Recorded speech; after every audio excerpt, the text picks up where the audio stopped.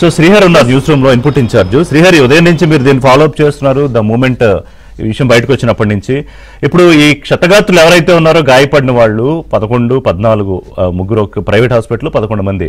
So వాళ్ళల్లో ప్రాణాపాయం లేనట్టేనా? ఒకటి అంటే ఎంత తీవ్ర గాయాలయ్యాయి. రెండోది కొంతమంది మధ్యలో మిస్సింగ్ అనేది కొంత కనిపిస్తోంది. మిగతా వాళ్ళు చనిపోయిన వాళ్ళ డీటెయిల్స్ టెక్నికల్ గా రావాలంటే ఎఫ్ఎస్ఎల్ డీటెయిల్స్ అవ్వాలి, దాని డిఎన్ఏ రిపోర్ట్ వచ్చితే కానీ ఎవరేంటనేది తెలియదు. సో ఒక్కసారి can you please repeat all the possible updates? ఋషి, మొత్తం ఈ బస్సులో ప్రయాణించినటువంటి వారి వివరాలు చూస్తే దాదాపు 38 మంది ప్రయాణికులు, అంటే మొత్తం 40 మంది మొత్తం కూడా ఉన్నటువంటి పరిస్థితి. వారిలో చిన్నారులు 2 ఉన్నారు, 38 మంది పెద్దవారు, ఇక 2 ఒక డ్రైవర్, అలానే సెకండ్ డ్రైవర్ కూడా.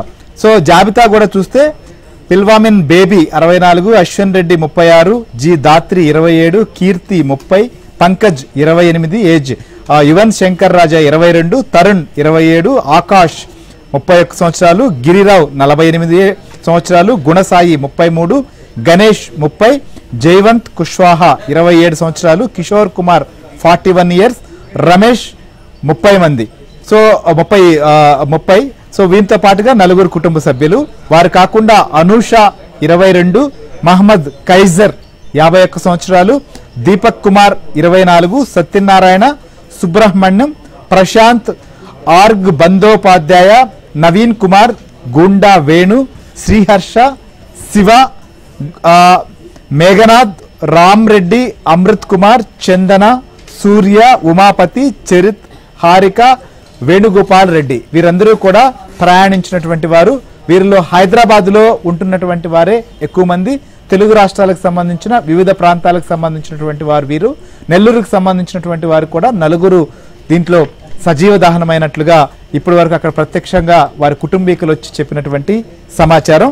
సో వీరిలో ప్రస్తుతం సేఫ్ గా ఉన్నటువంటి వారి వివరాలు చూస్తే జయసూర్య, హైదరాబాద్కు సంబంధించిన జయసూర్య స్వల్ప గాయాలయ్యాయి. అలానే సత్యనారాయణ, ఆంటోజీ నవీన్ కుమార్, అలానే పూనపట్టి కీర్తి, సరస్వతి హారిక, నేలకుర్తి రమేష్, కటారి అశోక్, మసూరి శ్రీహర్ష, రామరెడ్డి, సుబ్రహ్మణ్యం, వేణుగోపాల్ రెడ్డి వీరు సేఫ్ గా ఉన్నారు.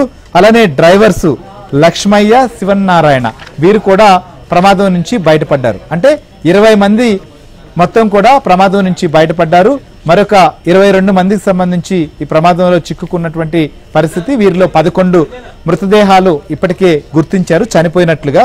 మిగిలినటువంటి వారికి సంబంధించినటువంటి వివరాలు తెలియాల్సి ఉంది, ఎందుకంటే బస్సు పూర్తిగా దగ్ధమైనటువంటి పరిస్థితి కాబట్టి. సో ఎంతమంది ఆ గాఢ నిద్రలోనే ఉంటూ ఆ నిశారాత్రిలో ప్రాణాలు విడిచారు, ఎంతమంది సజీవ దహనమయ్యారనేటువంటిది కూడా గుర్తించాల్సి ఉంది. వారిని ఎఫ్ఎస్ఎల్ టీం కూడా అక్కడికి వచ్చిన తర్వాత ఆ బాడీలను కానీ ఆ కాలిపోయినటువంటి మృతదేహాల్లో ఉన్నటువంటి పరిస్థితిని ఉంది కాబట్టి మొత్తం ఒక ముద్దలుగా, ఎందుకంటే మనం చూస్తాం ఏదైతే ఫ్లైట్ ప్రమాదాలు కానీ బస్సు ప్రమాదాలు కావచ్చు, ఇలాంటి ప్రమాదాలు జరిగినప్పుడు బాడీలను గుర్తించలేము, మొత్తం ఖాళీ ముద్దైనటువంటి పరిస్థితులే ఉంటాయి.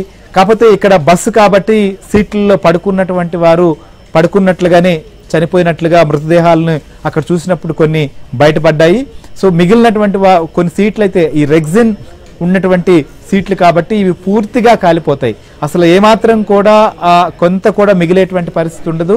కేవలం బస్సు సంబంధించి ఏదైతే వినుముతో స్టీల్తో చేసినటువంటి సీట్లు కానీ లేదా బస్సుకు సంబంధించిన భాగం మాత్రమే ఉంది తప్ప మిగిలినటువంటివి బస్సులో ఉన్నటువంటి వస్తువులు ట్రావెల్ చేస్తున్నప్పుడు ప్రయాణికులు వెంటున్నటువంటి లగేజీ సంబంధించిన బ్యాగులు కావచ్చు, వారు బ్లాంకెట్స్ అలాంటివి కూడా అందుబాటులో ఉంటాయి ఏసీ బస్సుల్లో, అవి కానీ సీట్లు కూడా పూర్తిగా ఖాళీ ముద్దైనటువంటి పరిస్థితి. ముద్దల్లో మరి కొంతమంది ఎవరున్నారు అనేది కూడా గుర్తించాల్సినటువంటి పరిస్థితి ఉంది.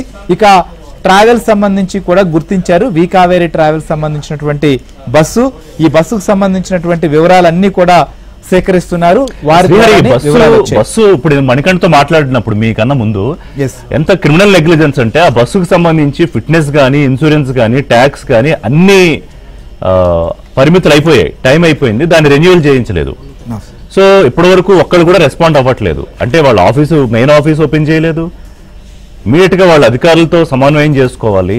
అంటే ఏంటి అసలు ఏం జరుగుతుంది ట్రావెల్స్ విషయంలో? అంటే ఎప్పుడో ఒకసారి ఇన్స్పెక్షన్లు చెకింగ్లు చేయడం, తర్వాత వదిలేయడం, గాలికి వదిలేయడం, ఇలాంటి పెద్ద యాక్సిడెంట్ జరిగినప్పుడు మళ్ళీ ఒకసారి మాట్లాడడం, మళ్ళీ వదిలేయడం. ఎస్, మీరు అన్నట్లుగా మనం చూస్తే ఆ తెలుగు రాష్ట్రాల్లోనే చాలా ఘోర రోడ్డు ప్రమాదాలు కూడా సంభవించాయి. మనం చూసినప్పుడు 2018 జగిత్యాల జిల్లా కొండగట్టు వద్ద ఘోర రోడ్డు ప్రమాదం జరిగింది, బస్సు ప్రమాదం. దీంట్లో 57 మంది చనిపోయారు. అలానే మహబూబ్ నగర్ జిల్లాలో 2013 అక్టోబర్ 30న బెంగళూరు నుంచి హైదరాబాద్కు వస్తుండగా ప్రైవేట్ వోల్వో బస్సు, ఇది కూడా పాలెం వద్ద జరిగింది. 45 మంది ఈ ప్రమాదంలో చనిపోయారు.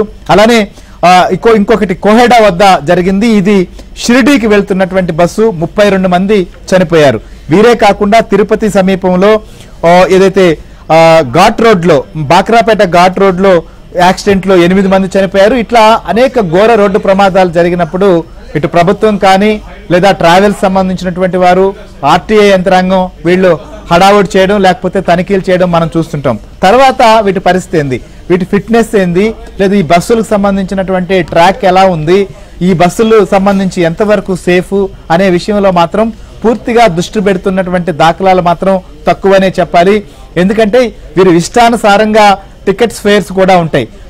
బస్సులు ప్రయాణించేటప్పుడు మనం పండగల సమయంలో లేదా వీకెండ్ డేస్ లో భారీగా వసూలు చేస్తారు. అదే సాధారణ రోజుల్లో 1000 రూపాయల నుంచి 1200 రూపాయలు లేదా 1500 లోపల ఉన్న టికెట్ 2000, 2500, 3000 రూపాయల లెక్కను కూడా వసూలు చేసేటువంటి ట్రావెల్స్ ఎంతవరకు సేఫ్టీ పాటిస్తోంది? బస్సు డ్రైవర్లకు సంబంధించిన విషయంలో వారికి ప్రాపర్ గా రెస్ట్ ఉంటుందా లేదా, ఇద్దరు డ్రైవర్లు ఉన్నారా లేదా, ఏ డ్రైవర్ ఎంతవరకు జర్నీ నడపాలి, ఎన్ని కిలోమీటర్లు, తర్వాత ఇంకో డ్రైవరు మారాలి, ఆ పక్కాగా మారుతున్నారా లేదా, ఇవన్నీ కూడా చూసినప్పుడు చాలా ప్రశ్నలు తలెత్తుతున్నాయి. అంటే ఇప్పుడు జరిగిన ప్రమాదం బైక్ను ఢీకొనడం, బైక్ నేరుగా ఫ్యూయల్ ట్యాంక్ను ఢీకొనడం, ఫైర్ అవ్వడం అనేది జరిగిందనేది ప్రాథమికంగా అక్కడ జరుగుతున్నటువంటి ఎంక్వైరీలో కూడా వస్తున్న విషయం. కానీ ఈ బస్సు ఆ బైక్ ను ఢీకొనకుండా కంట్రోల్ చేయగలిగినటువంటి స్థితిలో ఉందా లేదా, ఆ డ్రైవరు అప్రమత్తతో ఉన్నారా లేదా, ఒకవేళ అప్రమత్తతో ఉండి బస్సుని ఆపగలిగారా లేదా, బ్రేక్లు వేస్తే బ్రేక్లు పడ్డాయా లేకపోతే ఫెయిల్ అయ్యాయా, ఇలాంటివి అనేక విషయాలు కూడా బయటకు రావాల్సింది. ఎందుకంటే ఈ బస్సు ట్రాక్ ఒకసారి మనం చూస్తే చాలా విస్తుపోయే విషయాలు కూడా బయటకు వస్తున్నాయి. ఒక తెలంగాణ ప్రభుత్వం ఈ చలానాన్ని మనం ఒకసారి పరిశీలిస్తే DD01N9490 అనేటువంటి బస్సు పైన ఇప్పటి వరకు మనం చూస్తే ఒకసారి దాదాపు 23,000 రూపాయల చలానాలు ఉన్నాయి. అంటే 23,000 రూపాయలు చలానా పడింది. అంటే ఒక బస్సుకి ఇన్ని వేల రూపాయలు సంబంధించినటువంటి అమౌంట్ చలానా రూపంలో కట్టేటువంటి పరిస్థితి కానీ ఇలా ఉంది అని అంటే మనం అర్థం చేస్తే తెలంగాణలో బాధ్యత లేకుండా ఉన్నాడు. సో ఆర్టీఏ కూడా పట్టించుకోకుండా ఉందా లేకపోతే ఇంకేమైనా జరుగుతుందా అధికారుల మధ్య బస్సు ట్రావెల్స్ మధ్య?